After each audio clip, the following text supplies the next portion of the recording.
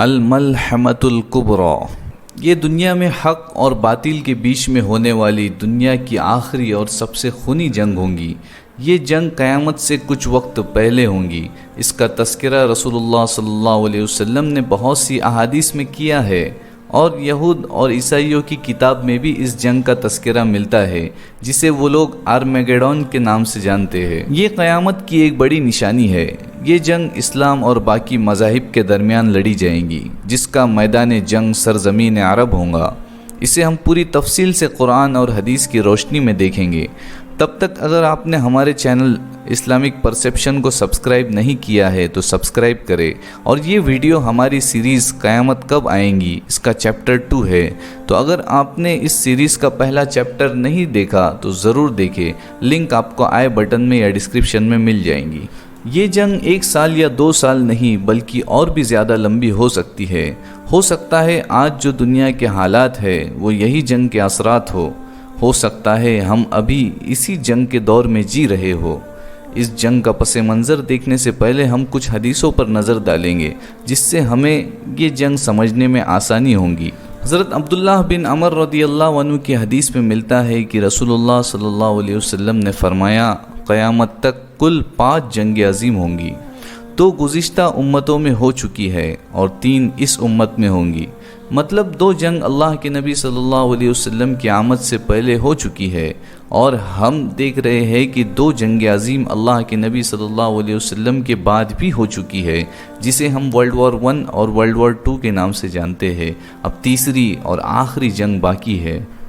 حضرت جابر بن عبداللہ رضی اللہ عنہ کی حدیث میں ہے کہ رسول اللہ صلی اللہ علیہ وسلم نے فرمایا، عراق اور اہل شام والوں پر اناج اور پیسوں کی پابندی لگا دی جائیں گی۔ صحابہ رضی اللہ عنہ نے پوچھا، کون پابندی لگائیں گا؟ جس پر اللہ کے رسول صلی اللہ علیہ وسلم نے اجمیوں کی طرف اشارہ کیا۔ یہ تمام پابندیاں عراق اور شام پر ہم نے اپنی آنکھوں سے لگتے دیکھی ہے، اور اب تک یہ پابندیاں جاری ہے۔ یہ مغربی طاقتوں کی جنگ کی تیاری ہے جو وہ مسلمانوں کے خلاف کرنا چاہتے ہیں۔ عبداللہ بن عمر رضی اللہ عنہ فرماتے ہیں، مدینے میں مسلمانوں کا محاصرہ کیا جائے گا، یہاں تک کہ آخری مورچہ صلاح میں ہوگا۔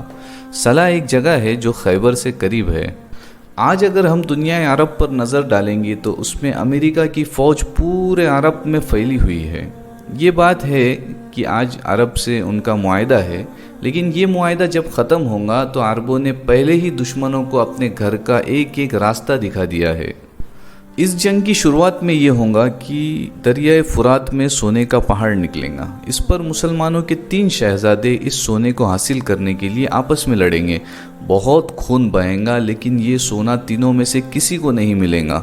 دریائے فرات میں سونے کا نکلنا، یہ بات یہود اور نصارہ کی کتابوں میں بھی موجود ہے، اور وہ لوگ بھی اس کی تلاش میں ہیں۔ اس سونے کے پہاڑ کی وجہ سے مسلمان آپس میں بھی لڑیں گے اور یہود و نصارہ سے بھی لڑیں گے، اور یہ سونا مسلمانوں کے ہاتھ میں نہیں آئے گا۔ اس کے بعد حدیث میں آتا ہے، جس کا خلاصہ یہ ہے کہ مسلمان اور عیسائیوں کے بیچ میں معاہدہ ہوگا، اور دونوں متحد ہو کر اپنے دشمن سے لڑیں گے اور اسے شکست بھی دیں گے۔ یہاں پر ہمارا اندازہ ہے کہ مسلمان اور یورپ آپس میں امریکہ اور اسرائیل سے جنگ کریں گے۔ ہو سکتا ہے کہ مسلمانوں سے صرف کیتھولک فرقہ ہی معاہدہ کرے، جس کا مرکز اٹلی کا شہر روم اور ویٹیکن سٹی ہے۔ اس جنگ میں مسلمان اور عیسائیوں کی جیت ہوگی، جس پر ایک عیسائی صلیب کو اونچا کرے گا، مطلب ان کے کراس کو اونچا کرے گا اور کہے گا، اس کی وجہ سے ہم جیتے۔ اس پر ایک مسلمان میں سے ایک شخص اس صلیب کو توڑ دے گا اور کہے گا، ہمیں اللہ تعالیٰ نے جتایا ہے۔ اس وجہ سے ان میں آپس میں جنگ ہوگی، اور اس جنگ میں دونوں کا بہت نقصان ہوگا، اور مسلمان پھر سے مدینہ آ جائیں گے اور امام مہدی کا انتظار کریں گے اور ان کی تلاش میں اپنی کوشش اور زیادہ بڑھا دیں گے۔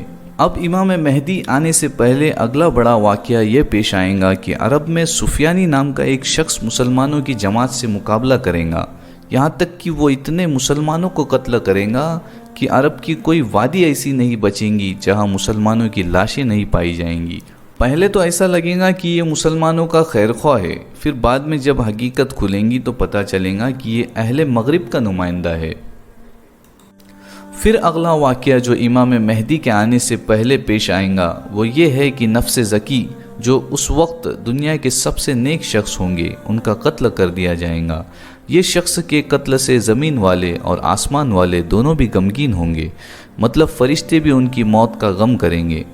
نفس زکی یہ لقب حضرت امام حسین رضی اللہ عنہ کے پوتے محمد بن عبداللہ بن حسین رضی اللہ عنہ کے بھی ہے، اور انہیں بھی قتل کیا گیا تھا، لیکن علماء فرماتے ہیں کہ یہ پیشن گوئی ان کے تعلق سے نہیں تھی، کیونکہ اس واقعے کے فوراً بعد امام مہدی کا ظہور ہوگا۔ اس کے بعد یہ ہوگا کہ ملک شام پر عیسائیوں کا قبضہ ہو جائے گا، اور وہ حجاز پر حملہ کرنے کے لیے شام کے ایک شہر میں 8 لاکھ یورپی فوجیوں کا ایک لشکر لے کر پہنچیں گے۔ ایک روایت میں آتا ہے کہ وہ 80 جھنڈوں کے ساتھ آئیں گے، اور ہر جھنڈے کے نیچے 12,000 کی فوج ہوں گی۔ 80 جھنڈے مطلب 80 ملک بھی ہو سکتے ہیں۔ یہ مکہ اور مدینہ کی طرف بڑھیں گے اور ان کا مقابلہ امام مہدی کی فوج کریں گی۔ اسی دوران حج کے موسم میں مینا میں بڑی تعداد میں قتل و غارت ہوگا۔ یہ عیسائیوں کی ہی کوئی سازش کا نتیجہ ہوگا۔ پھر اہل مکہ امام مہدی کو تلاش کریں گے۔ اس سلسلے میں آخری بات جو پیش آئیں گی وہ یہ ہوں گی کہ والی حجاز کی موت ہو جائیں گی، یعنی حجاز کے بادشاہ کی موت ہو جائیں گی، اور اس کے بچوں میں بادشاہت کو لے کر اختلاف شروع ہو جائے گا۔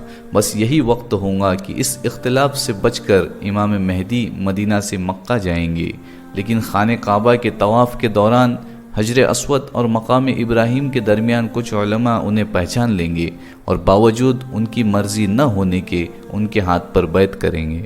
اس وقت ان کے ہاتھ پر صرف بدری صحابہ جتنی تعداد کے لوگ یعنی 313 لوگ بیعت کریں گے۔ پھر امام مہدی مسلمانوں کی قیادت کریں گے اور ان عیسائیوں کے خلاف جنگ کا پرچم اپنے ہاتھوں میں لیں گے۔ پھر گھمسان کی جنگ شروع ہوں گی۔ اب اس جنگ کا کیا پس منظر ہوگا ہم اگلے ویڈیو میں دیکھیں گے۔ یہ پوری سیریز کی پلے لسٹ آپ کو ڈسکرپشن میں مل جائیں گی۔